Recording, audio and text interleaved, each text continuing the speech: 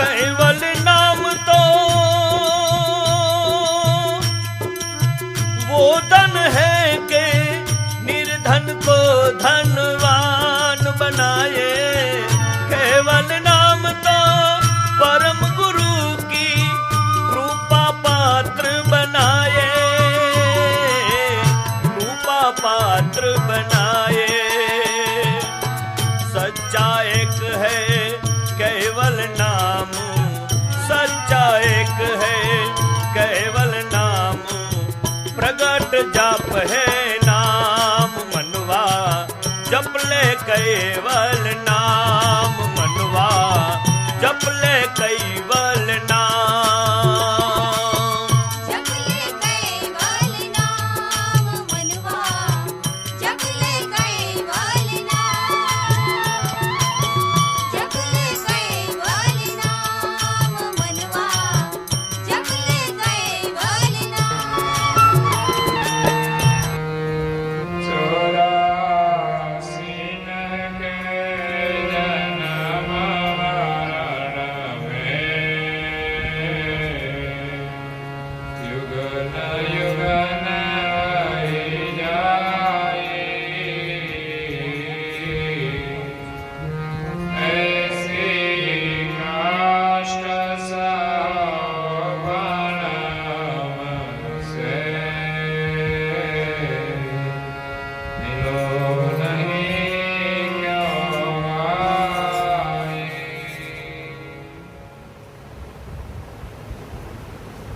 પ્રાય ભક્તજનો, જ્ઞાન સંપ્રદાયના દ્ય સ્થાપક, અનંત બ્રહ્માંડાધીશ વિશ્વ નિયંતા, સકર્તા સર્જનહારના પરમ વિશેષ અંશ, અનંત અંશોના તારણહાર, પરમ મોક્ષના દાતા, કૈવલ ધર્મ ધુરંધર, महान समर्थ परम श्रेष्ठ परम विभूतिवान परम दयालु परम कृपा निधि सर्वज्ञ दिव्य परम गुरु श्रीमद करुणा सागर महाराज जगतना जीवोનું પરમ કલ્યાણ કરવા માટે, જગતના જીવોને જગત કર્તાનો સંદેશ આપવા માટે, જગતના જીવોને જન્મ મરણના ત્રાસમાંથી મુક્ત કરવા માટે અકળ વિભૂતિનો અતિ દિવ્ય મનુષ્ય દેહ ધારણ કરી આ વિશ્વની અંદર 14 લોક અને પૃથ્વી પર 7 દ્વીપની અંદર પ્રગટ થયા છે। પૃથ્વી પર 7 દ્વીપમાં આપણે રહીએ છીએ તે જંબુદ્વીપ છે। જંબુદ્વીપની અંદર દિવ્ય પરમ ગુરુએ 5-10 ધર્મ ગ્રંથોની રચના કરી। એમાં સક્ર ચિંતામણી ગ્રંથને વિશે કરતા અકર્તાનો બોધ કરતા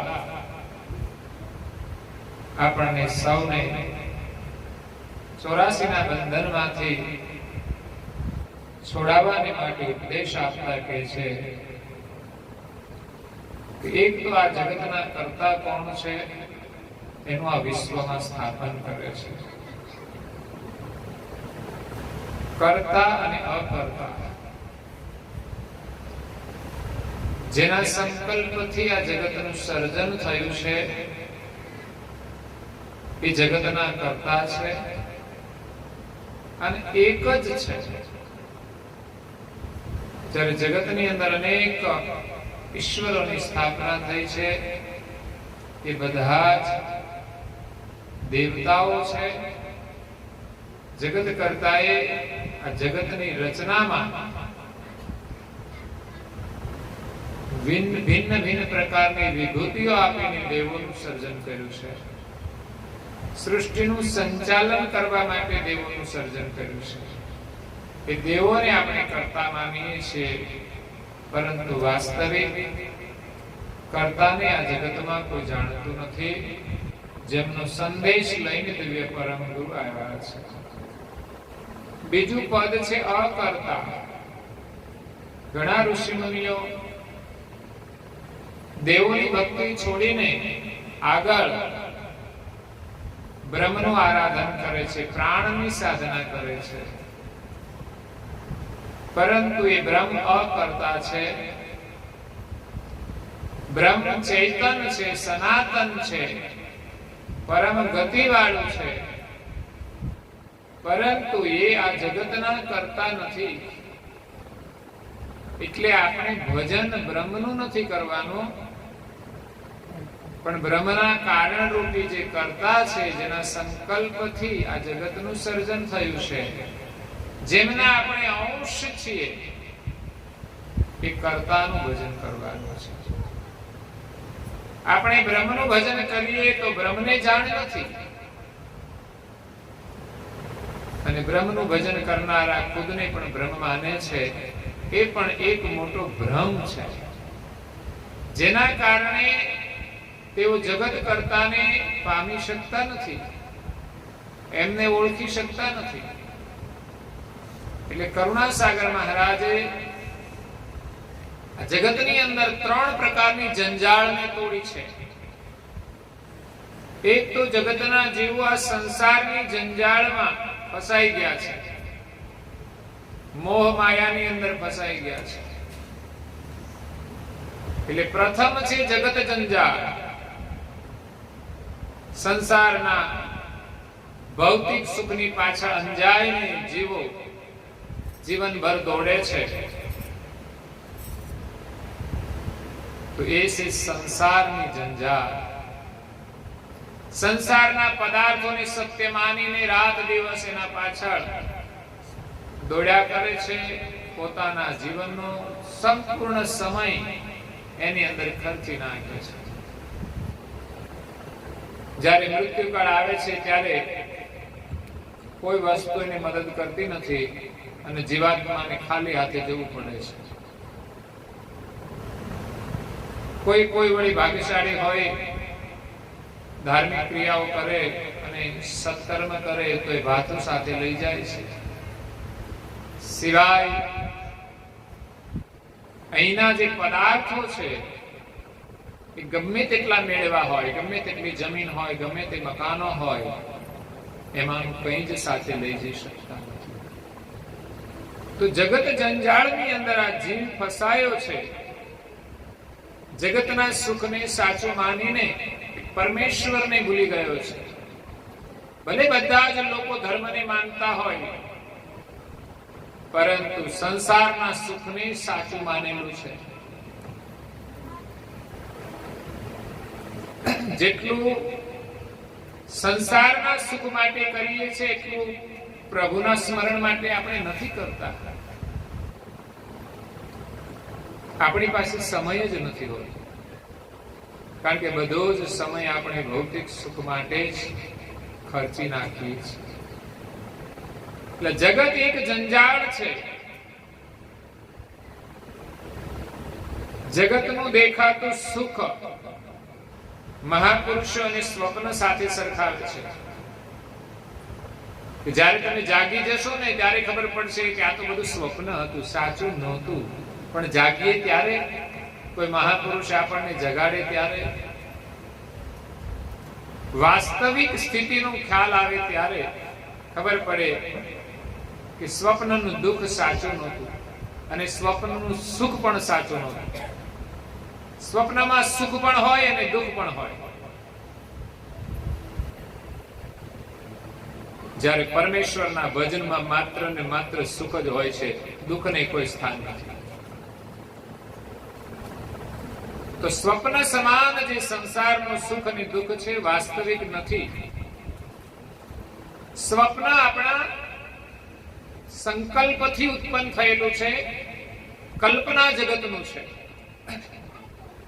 એમ સંસારના સુખની કઈ આપણી કલ્પનાઓ હોય છે, પરંતુ વાસ્તવિક સુખ એનાથી ભિન્ન હોય છે. વાસ્તવિક સુખ ચૈતન સાથે જોડાયેલું છે, શરીર સાથે. જ્યારે આપણે શરીરના સુખને સાચું માન્યું છે અને ચૈતનના સુખને ભૂલી ગયા છીએ, સવારે પ્રાર્થના કરો, ઉપાસના કરો, ધ્યાન ભજન કરો, કોઈની સેવા કરો, સ્મરણ કરો, તો એમાંથી જે સુખ મળે છે ચૈતન્યનું સુખ છે. અને ઇન્દ્રિયોને જે સ્વાદ મળે છે, ભૌતિક જે સુવિધાઓ છે, સગવડ છે, એ બધું જ શરીરનું સુખ છે. એટલે સ્વપ્ન સમાન છે, તો એ સત્ય નથી. તો સંસારની જંજાળમાંથી ક્યારે છૂટાય? કે જ્યારે આપણે સત્ય સમજાય કે ખરેખર અહીંયા તો જેટલું જરૂર હોય એટલું આપણે કરવાનું છે, બાકી આપણે આત્મ સુખ પ્રાપ્ત કરવાનું છે. પરિવારની અંદર બધાની સાથે આપણે આત્મીય ભાવથી રહીએ, એ પ્રકારે આપણે અભ્યાસ કરવાનો છે. તો એક છે જગત જંજાળ, બીજી છે દેવ જંજાળ. આ જગત જંજાળમાંથી જીવો છૂટી અને દેવોના શરણમાં જાય તો ત્યાં પણ એક જંજાળ છે, એ પણ માયાની જ જંજાળ છે. પણ જગતના દુઃખ કરતા, જગતની જંજાળ કરતા એ થોડી હળવી છે. દેવોના શરણમાં જઈએ તો આપણને મૃત્યુલોક કરતા થોડું સારું સુખ મળે છે. જેમ કે અત્યારે કોઈ ગરીબ હોય ને અમીર હોય, તો ગરીબને સુખી થવા માટે બહુ મજૂરી કરવી પડે છે, જ્યારે અમીર માણસ કે શિક્ષિત માણસ બુદ્ધિથી કામ કરીને સુખી થઈ જાય છે. તો જે દેવોની ભક્તિ કરે છે એને આ મૃત્યુલોકનું સુખ સહજ બની જાય છે. એમની આરાધના માત્રથી એની વિભૂતિનું સુખ મળે છે. એના ધામમાં જાય તો પણ એ સુખ મળે છે. પણ આખર એ સુખ પ્રકૃતિનું છે. એ સુખ પણ નાશવંત છે, શાશ્વત નથી. એ ધામમાં જઈએ કે પછી આપણને મૃત્યુલોકમાં એનું સુખ મળે. કોઈ પણ દેવની આરાધના કરીએ અને આપણને ભૌતિક સુખ મળે, આપણે માનીએ કે આપણા દેવની કૃપાથી આપણે સુખી છીએ. પણ જઈશું ત્યારે આપણે સાથે કઈ લઈ જવાના નથી. એ નિયમ તો દરેકને સરખો જ લાગુ પડે છે, ગરીબ હોય કે અમીર. અહીંની એક સોય જેટલી વસ્તુ પણ આપણે સાથે લઈ જઈ શકતા નથી, તો પછી વર્તમાનની અંદર લડીએ છે શા માટે? હોય એટલે લડીએ છે ને, ના હોય તો કોઈ લડતા નથી. લોકો એમ કઈક વસ્તુ આવી એટલે લડીએ છે. પણ એટલી સમજણ રાખવાની છે કે છે તો એનો પ્રેમથી ઉપયોગ કરીએ. ના હોય તો ચાલે છે, તો પછી નથી એમ સમજીને રહો તમે. પણ હોય એટલે કોઈ છોડતા નથી.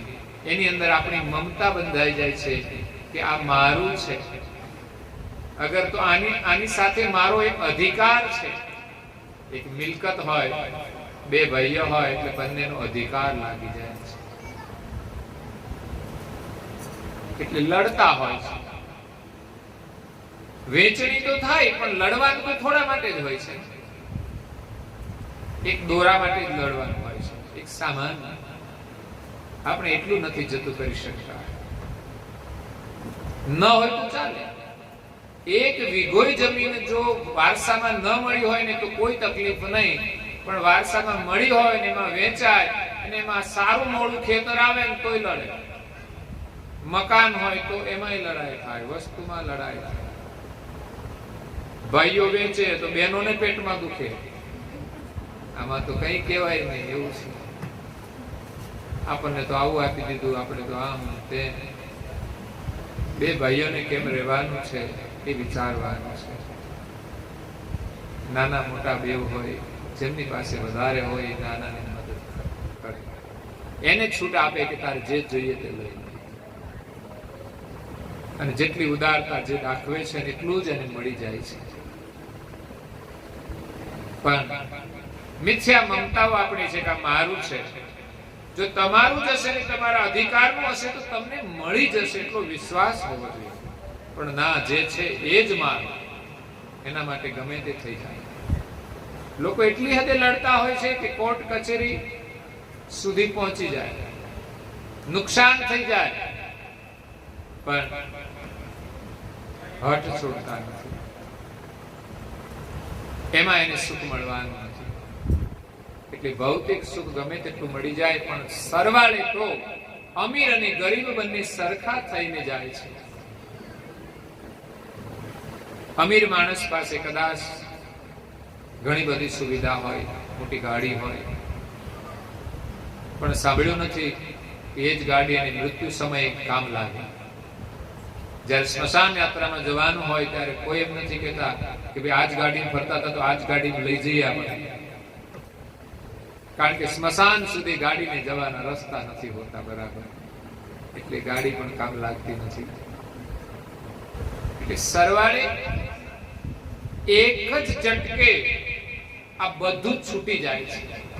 જેને આપણે મારું માનતા હતા એના પ્રત્યેનો દાવો સંપૂર્ણ છૂટી જાય છે. પછી તો પાછળ વાળા નામ બધામાંથી કમી કરાવી નાખે.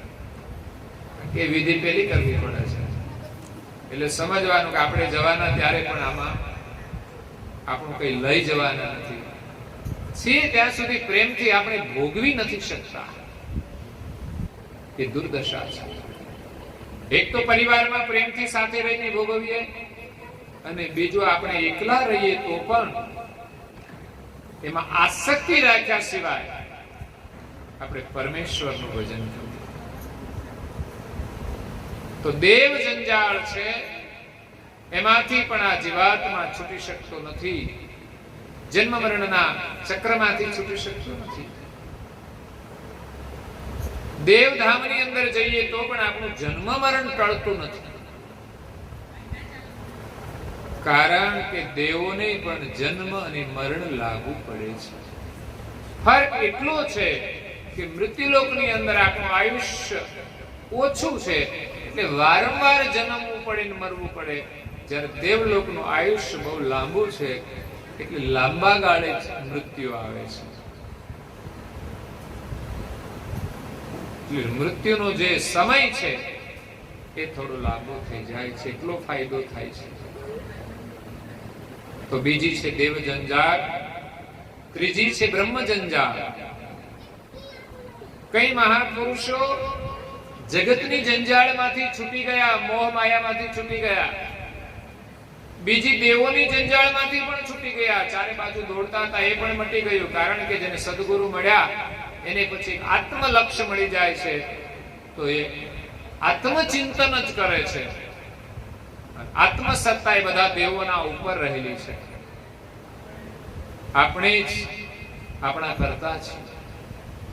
જે કંઈ કરવાનું છે એના કરતા આપણે છીએ. દેવો આપણને કશું નથી આપતા. તમે કંઈ કરો એનું ફળ જ તમને મળે છે. આપણા કરેલા કર્મનું જ ફળ આપણને મળે છે. એ સિવાય કોઈ કશું આપણને આપી શકતું જ નથી. એટલે જ્યારે આત્મલક્ષ્ય મળી જાય છે ત્યારે આ જીવાત્મા દેવ જંજાળથી પણ પર થઈ જાય અને બ્રહ્મનું ભજન કરે છે, તો બ્રહ્મ જંજાળની અંદર રોકાઈ જાય છે. બ્રહ્મ જંજાળ બહુ જ પાતળી છે, કરોળિયાની જાળ જેવી છે, દેખાય નહીં. પણ આ જગતના કરતા કોણ છે એનો અનુભવ ન થવા દે એ બ્રહ્મ જંજાળ છે. મોટા મોટા ઋષિ મુનિઓ આ બ્રહ્મ જંજાળની અંદર આજે પણ ફસાયેલા છે. કરુણાસાગર મહારાજની અસીમ કૃપાથી, સકરતાના લક્ષ્યથી એ બ્રહ્મ જંજાળ તોડી અને કર્તાને પામી શકે છે. હું બ્રહ્મ છું એ ભ્રમ જ્યારે દૂર થાય કે બ્રહ્મ તો મારું જીવન છે, હું તો બ્રહ્મના પ્રકાશક સકરતા સતકૈવલની સજાતિનો ચૈતન અંશ છું. એ અનુભવ ક્યારે થાય કે બ્રહ્મ જંજાળમાંથી છૂટે ત્યારે, બ્રહ્મ સિદ્ધાંતમાંથી મુક્ત થાય ત્યારે. બ્રહ્મ અકર્તા છે, આ જગતનું કર્તા નથી. બ્રહ્મમાંથી જગત થયું નથી, બ્રહ્મના આપણે અંશ નથી.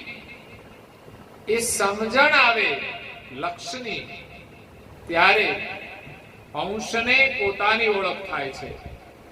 નહીં તો પોતાને બ્રહ્મ માનીને હું બ્રહ્મ છું, એ બ્રહ્મની અંદર કદાચ જીવાત્મા જગત જંજાળ અને દેવ જંજાળમાંથી છૂટી અને નિરાળો થઈ જાય છે, બ્રહ્મની એકતા વાળો થઈ જાય છે. ત્યાં જન્મ મરણ પણ લાગુ પડતું નથી, છતાં પણ કર્તાની અનુભૂતિ નથી. અને કર્તાની અનુભૂતિ વિના કે કર્તાના ભજન વિનાનું જે સુખ છે,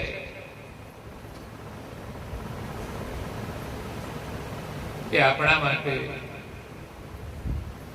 શરીરમાંથી ચૈતન ચાલ્યો જાય અને જે શરીર મૃતક થઈ જાય એના સમાન છે, જડ પ્રાણ સમાન છે. એટલે કરુણાસાગર મહારાજ જગતના જીવોને ત્રણ પ્રકારની જંજાળમાંથી છોડાવીને કર્તાની ઓળખ કરાવવા માટે આવ્યા છે. એટલે એક તો આપણે કર્તાની સમજ પ્રાપ્ત કરવાની છે કે આ જગતના કર્તા કોણ છે, જેનું વર્ણન આ જ ગ્રંથમાં શરૂઆતમાં પરમ ગુરુએ કરી દીધું. એના માટે 5 વિશેષણો આપ્યા છે: આદ્ય, સક્ર, સ્વરાજ, કરુણેશ, કૈવલ. તમે અભ્યાસ કરજો, કોઈ સંપ્રદાયની અંદર આ પ્રકારની જય વિધિ નહીં આવતી હોય.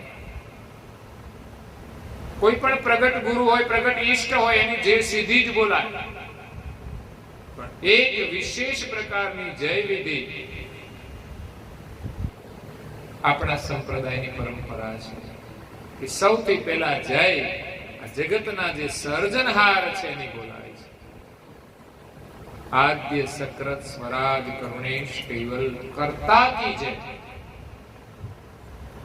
જેનામાં 5 વિશેષતાઓ છે એ આ જગતના કર્તા છે.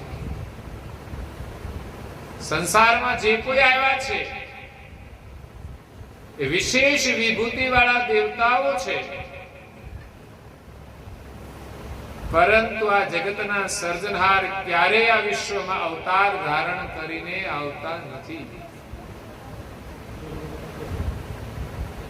જગતના સર્જનહાર એક છે એનું પ્રમાણ ત્યારે જ પ્રમાણિત થાય કે પહેલા નંબરમાં તો એ લખી રાખવું પડે કે આ જગતની અંદર ક્યારેય સર્જનહાર શરીર ધારણ કરીને આવતા નથી. અને જો શરીર ધારણ કરીને આવ્યા છે એમને માનીશું તો અનેક સર્જનહાર થઈ જશે. એમાં ક્યારે એક મત થવાનો જ નથી. બધા કહે ખરા પણ માને નહીં. કોઈ માને તો એકને જ, એ જેમને માનતા હોય તેને. બાકી બધા એક જ છે એ માની શકતા નથી. આ જગતનું સર્જન કોણે કર્યું છે એ કોઈ પ્રમાણિત નથી કરી શકતા. હા, એ ઐશ્વર્ય વાળા દેવતાઓ હતા, મહાપુરુષો હતા. એમણે આ જગતની અંદર વિશેષ કાર્યો કર્યા છે એટલે ઈશ્વર માને છે. જેની અંદર કોઈ ઐશ્વર્ય છે, વિભૂતિ છે, તો વિશેષ વિભૂતિ વાળા મહાપુરુષો હતા જેમણે આપણે ભક્તિનો માર્ગ બતાવ્યો છે, જેમણે સ્વયં ભક્તિ કરી છે. તો સમજવાનું કે એના ઉપર કોઈ પરમેશ્વર છે, પણ દુનિયાના અજ્ઞાની લોકોએ બધાને પરમેશ્વરનું લેબલ મારી દીધું છે. કારણ કે બ્રહ્મ સિદ્ધાંતની અંદર આ ભ્રમ છે કે આપણે બધા બ્રહ્મ છીએ એટલે એને પરમ ગતિ મળે એટલે પરમેશ્વર થઈ જાય. આત્મા જ્યારે પોતાના સ્વરૂપને પામે છે, બ્રહ્મરૂપ થઈ જાય, ત્યારે સ્વયં પરમાત્મા બની જાય છે. જ્યારે સકરતા સિદ્ધાંત એમ કહે છે કે અંશ ક્યારે અંશી બની શકતો નથી. અંશ એ અંશ જ રહે છે, પરંતુ એ જે અજ્ઞાન દશાની અંદર જીવે છે, જીવ દશાની અંદર જીવે છે, એની જીવ દશા દૂર થાય છે તો એને પોતાના સ્વરૂપનું સુખ મળે છે. અને સ્વરૂપના સુખ ના માધ્યમથી અંશને સર્જનહારની ઓળખ થાય છે. એટલે આપણે સૌ સર્જનહારના અંશ છીએ. આપણા સર્જનહાર આદ્ય છે. આદ્ય એટલે પ્રથમ. આદ્ય એ ઉત્પત્તિ નથી. સર્જનહારનો કોઈ આદિ નથી, છતાં પણ આદ્ય વિશેષણ લાગ્યું છે. આ જગતને 3 કાળ લાગે: આદ્ય, મધ્ય અને અંત. જગતની ઉત્પત્તિને આદ્ય કહેવાય છે, મધ્ય છે એનો અંત છે, જેની ઉત્પત્તિ છે એનો અંત છે. પણ જગત કરતાને જે આદ્ય વિશેષણ લાગ્યું છે એ ઉત્પત્તિ માટે નથી લાગેલું, કારણ કે સર્જનહાર તો અનાદિ છે, અજન્મા છે, અવિનાશી છે, સનાતન છે, શાશ્વત છે. તો આદ્ય વિશેષણ કેમ? તો કે જગતની આદ્ય, જગતનું જેણે સર્જન કર્યું છે એ જગતની આદ્ય જે હતા એ જગતના કર્તા છે. જે વસ્તુનું સર્જન થયું હોય એના પહેલા જેનું અસ્તિત્વ હોય એને આદ્ય કહેવાય છે. તો આદ્ય શૂન્ય પણ હતું, આદ્ય બ્રહ્મ પણ હતું. સૃષ્ટિની ઉત્પત્તિ થતા પહેલા શૂન્ય પણ હતું અને બ્રહ્મ પણ હતું. પણ શૂન્ય અને બ્રહ્મની અંદર સર્જન શક્તિ નથી, અકર્તા છે. એમાં સર્જન કરવાનું કોઈ સામર્થ્ય નથી. સનાતન છે, વ્યાપક છે, પરંતુ એમાં સજાણ જાણ નથી.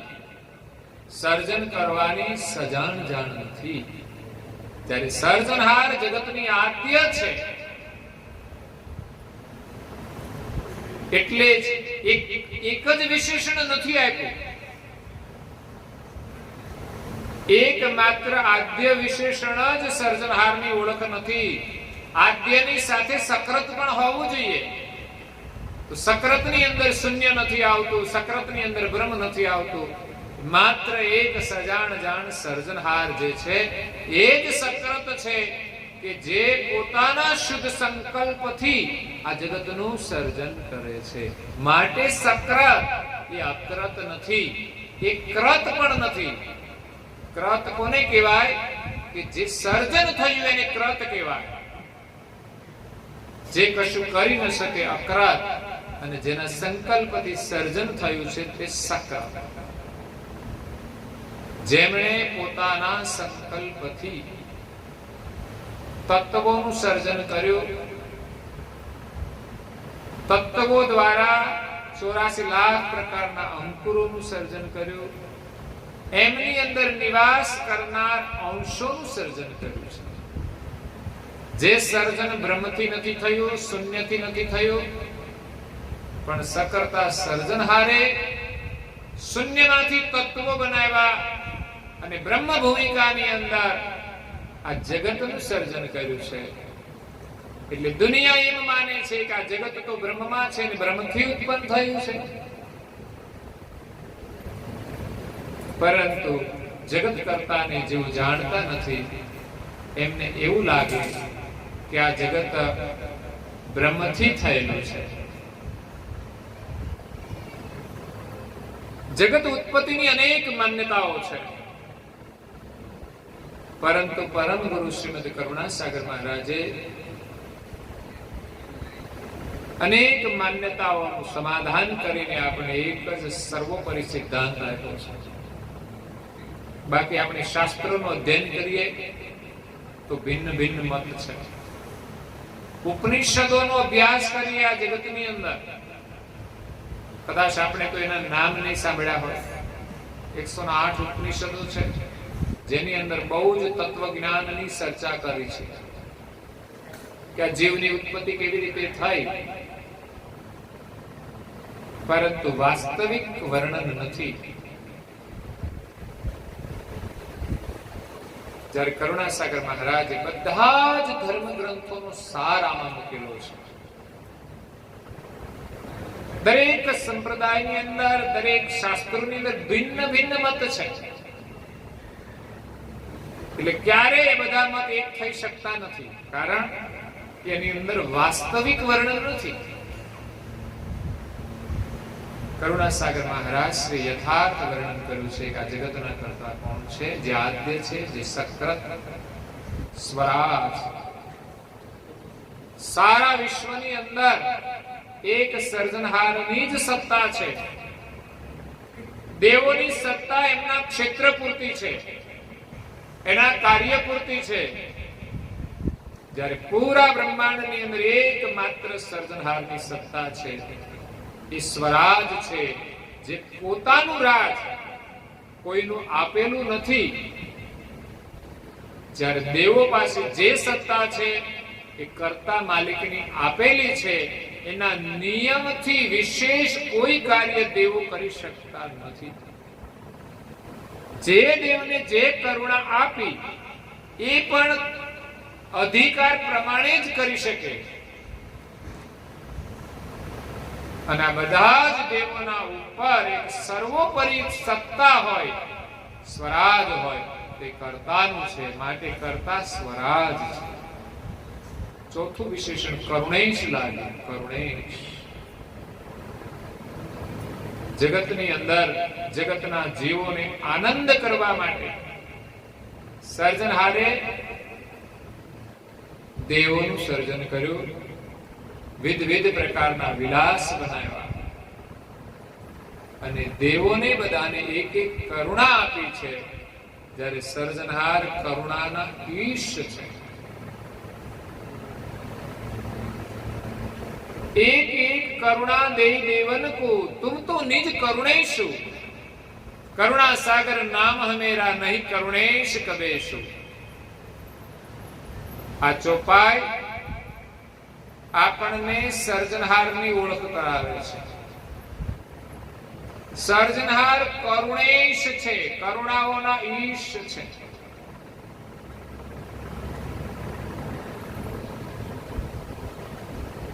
જગતના તમામ દેવોને સર્જનહારે એક એક કરુણા આપી છે. સૂર્ય, ચંદ્ર, આ બધા જ દેવો છે.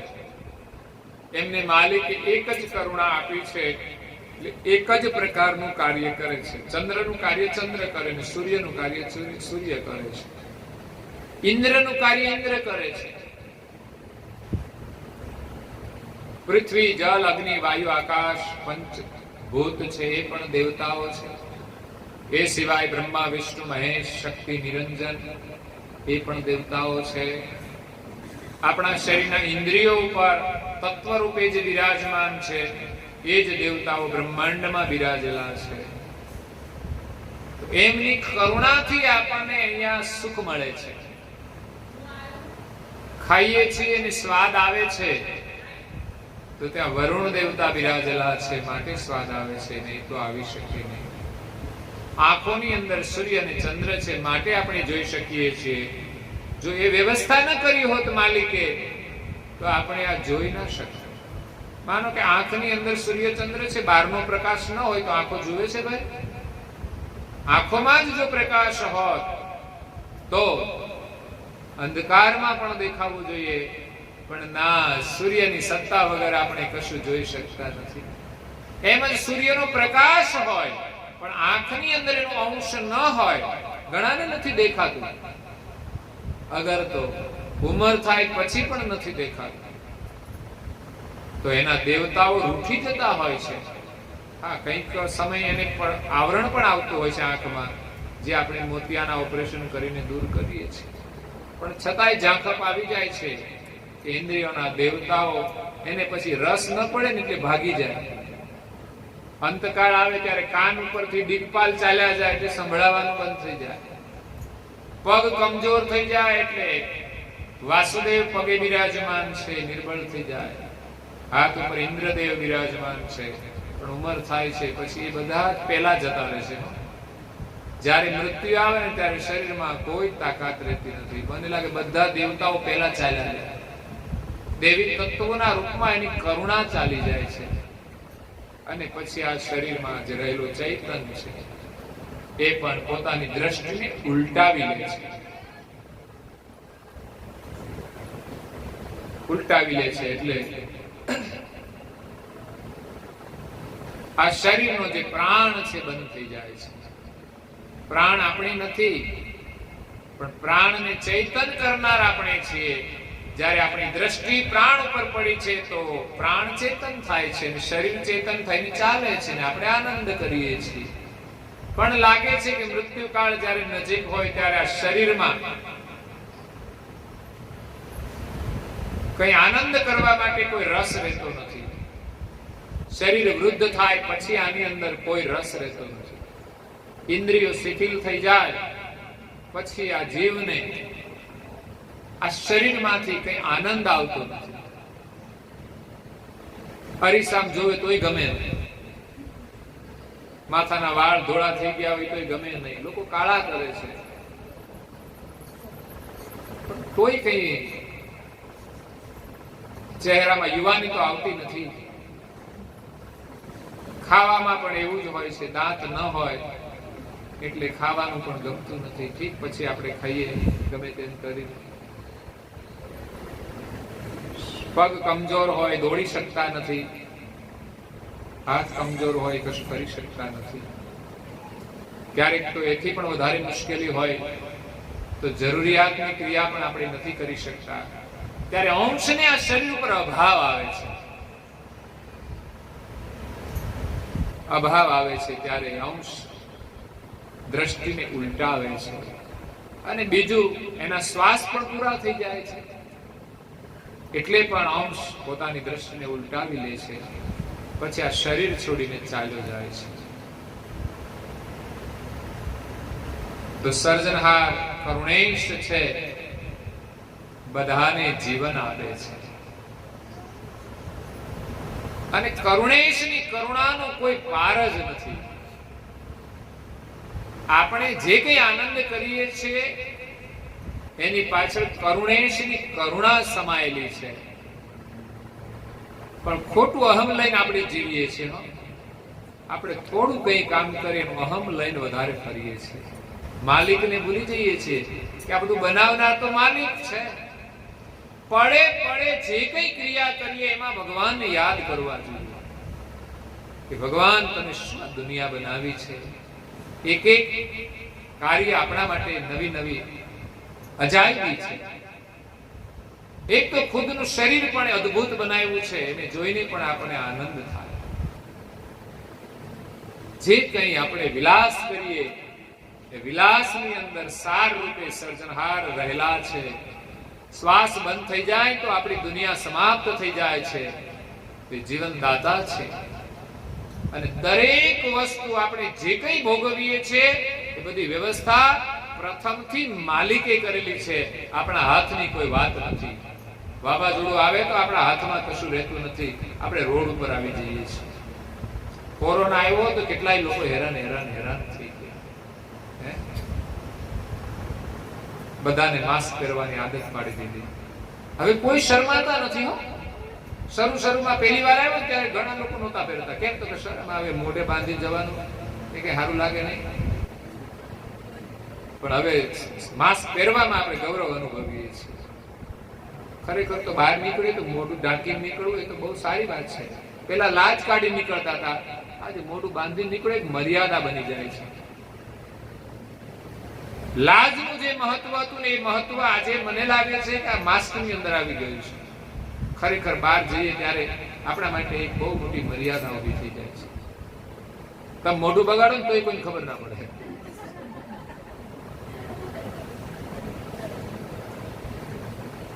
ભાવ અભાવ ચહેરા ઉપર ન આવે તો મનમાં તો ન રહે ને.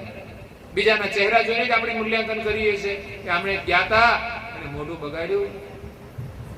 પેલું માસ્ક પહેર્યું હોય તો 50% તો આ મુશ્કેલીઓ દૂર થઈ જાય છે. ઘણો બધો લાભ છે એનાથી.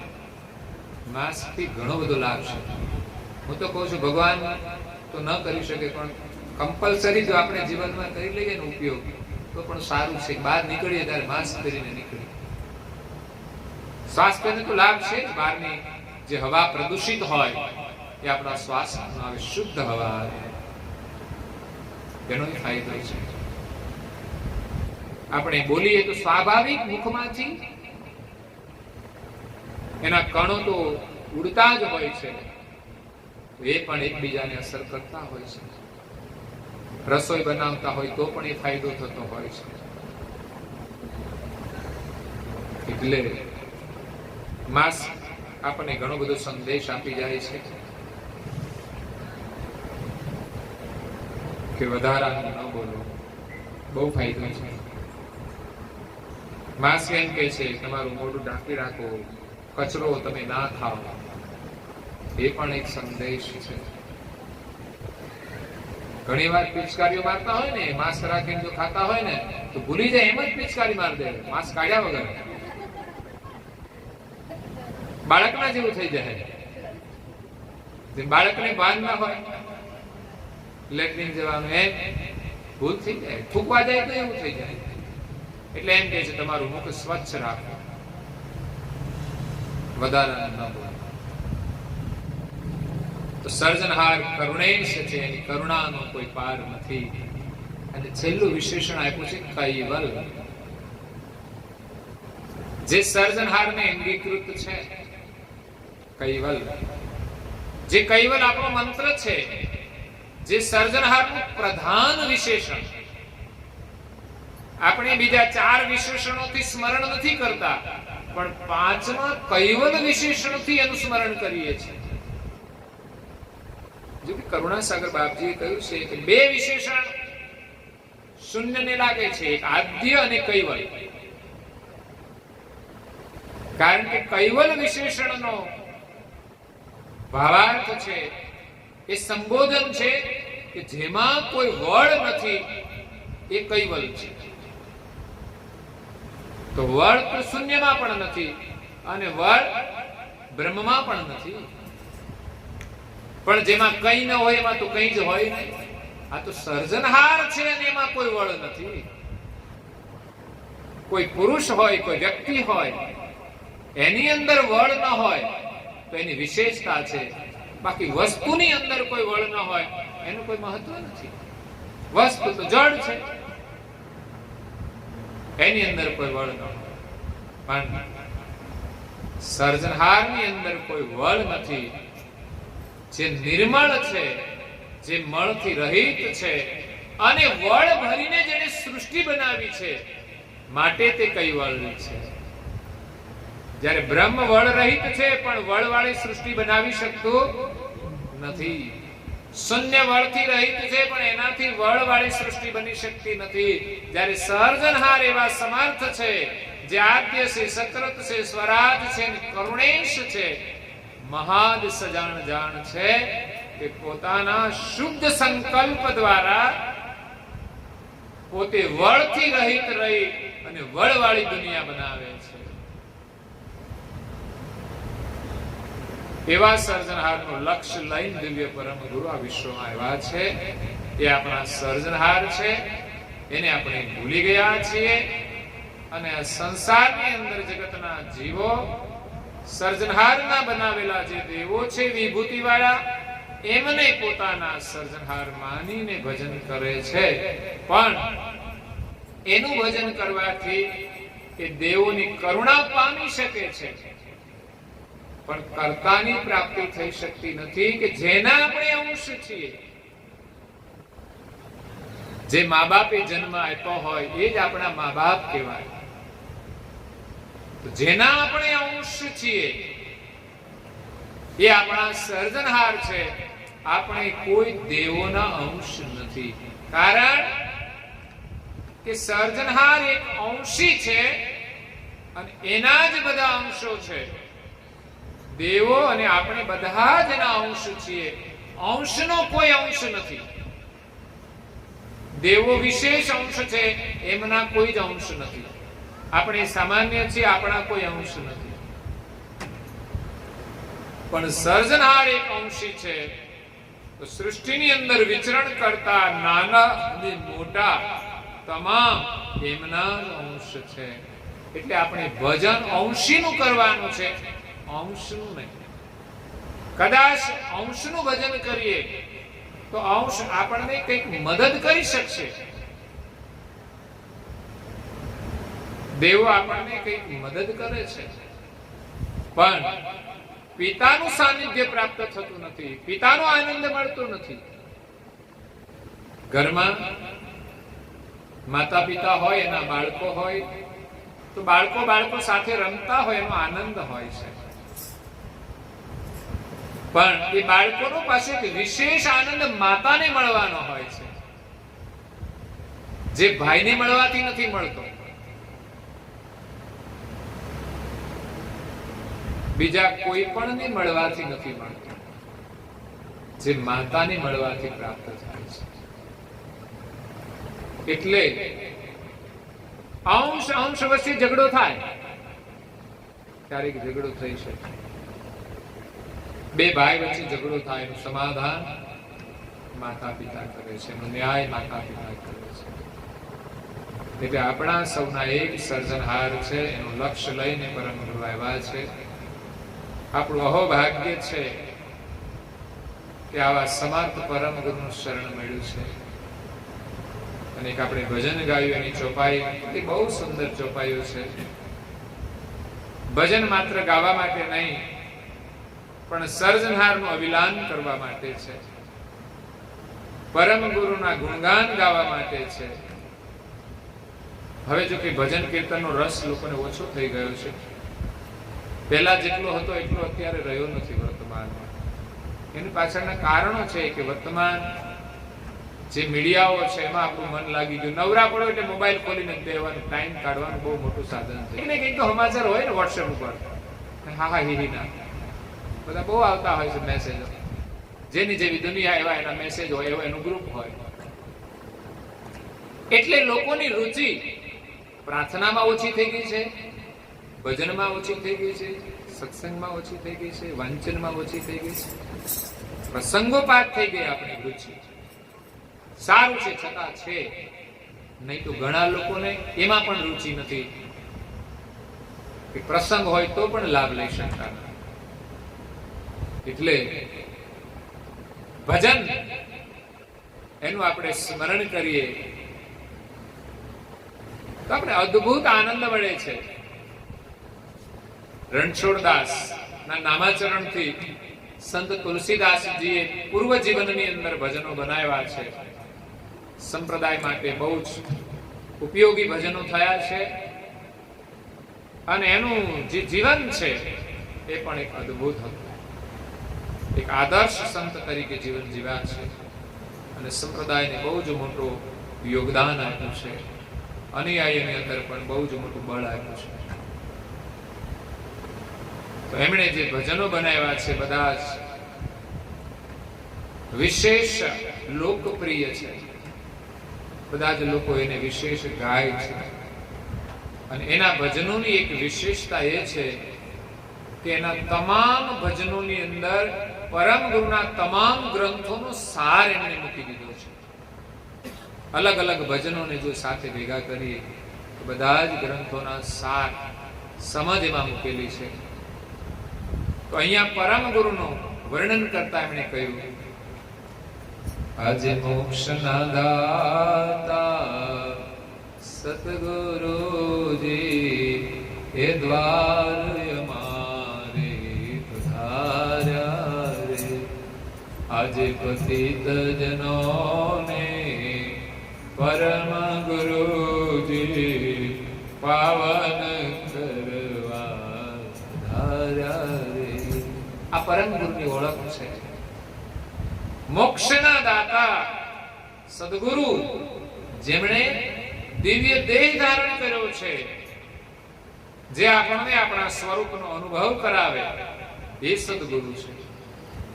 જેમણે સગુણ દેહ ધારણ કર્યો છે માટે એને સદગુરુની ઉપમા લાગે છે. ધરે તન સગુણ અવગુણ અવનીચ બીજ હરના. ધરે સદગુરુ તન સગુણ, એમણે સગુણ સ્વરૂપ ધારણ કર્યું છે એટલે એને સદગુરુનું સંબોધન લાગ્યું છે. બીજું, આ શરીરની અંદર અંશ સ્વરૂપનો જે અનુભવ કરાવે એને દિવ્ય પરમ ગુરુએ પણ અને પૂજ્ય શ્રી નારાયણદાસજી મહારાજશ્રીએ ગુરુ મહિમાની અંદર સદગુરુનું સંબોધન કર્યું છે. સદગુરુનું સંબોધન ગમે તેને લાગી શકતું નથી. અત્યારે લોકો લગાડી દેતા હોય છે દરેકને માટે પોતાના સદગુરુ તો ગુરુ તો સદગુરુ હોય. ભાવ બરાબર છે કે આપણે ગુરુનો આદર એ પ્રકારે કરવો જોઈએ, નહીં તો એની કૃપા આપણને મળી શકતી નથી. અને કૃપા વિના જ્ઞાન પચતું નથી. ગ્રંથો ગમે તેટલા વાંચીએ, આચરણમાં નહીં આવે, કારણ કે ગુરુ કૃપા વિના એ આચરણમાં નથી આવતું. ગુરુ પ્રત્યેનો આદર, એના માટે સંબોધન હોઈ શકે સદગુરુનું, પણ વાસ્તવિક સંબોધન જેમને સ્વ સ્વરૂપનો અનુભવ થયો છે એને સદગુરુ કહી શકે.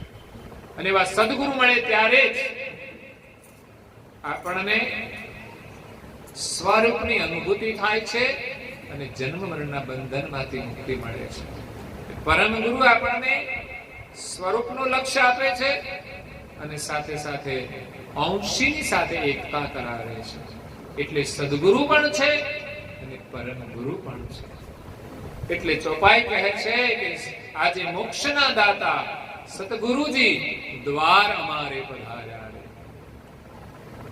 કૈવલ ધામમાંથી આ વિશ્વની અંદર આવી દિવ્ય દેહ ધારણ કરી અને આપણા આંગણે એમનો લક્ષ્ય આવ્યો આપણા પૂર્વજો દ્વારા કે વર્તમાન સમયની અંદર એ આપણું અહોભાગ્ય છે કે આપણે દ્વારે પરમ ગુરુ પધાર્યા છે. અને વર્તમાનની અંદર જ્યારે પરમ ગુરુ વિદ્યમાન હતા ત્યારે પણ પરમ ગુરુ બધાના આંગણે જતા હતા. એ સ્વરૂપે પણ આ ભજન કહે છે કે પરમ ગુરુ અમારા આંગણે પધાર્યા છે, અમારું અહોભાગ્ય છે.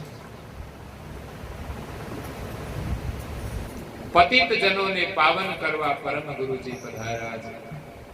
આપણે સૌ પતિત છીએ, આપણને સૌને પાવન કરવા માટે પરમ ગુરુ આવ્યા છે. તો પરમ ગુરુની જે વાણી છે એ જ પરમ ગુરુનું સ્વરૂપ છે. ત્યારે કોઈ સંત પધારે છે ત્યારે પણ આપણા માટે પરમ ગુરુનું આગમન હોય છે, એનો પણ આપણે એના પ્રતિનિધિ તરીકે આદર કરીએ છીએ, વંદન કરીએ છીએ. અને એમની અંદર વાણીમાં પરમ ગુરુનું દર્શન કરીએ છીએ. પરમ ગુરુ આપણે પાવન કરવા માટે આવ્યા છે ત્યારે વાણીના રૂપમાં, સત્સંગના રૂપમાં પરમ ગુરુનું પ્રાગટ્ય થાય છે, એનું આગમન થાય છે. તો વિશેષ પરમ ગુરુનો બોધ શ્રવણ કરીને આપણે આપણું કલ્યાણ કરવાનું છે, 84 માંથી છૂટવાનું છે. વિશેષ કથા સવારે આપણે શ્રવણ કરીશું. અત્યારે સમય પૂરો થાય છે તો અહીંયા કથાને વિરામ આપીએ છીએ. અસ્તુ કેવલ સારે.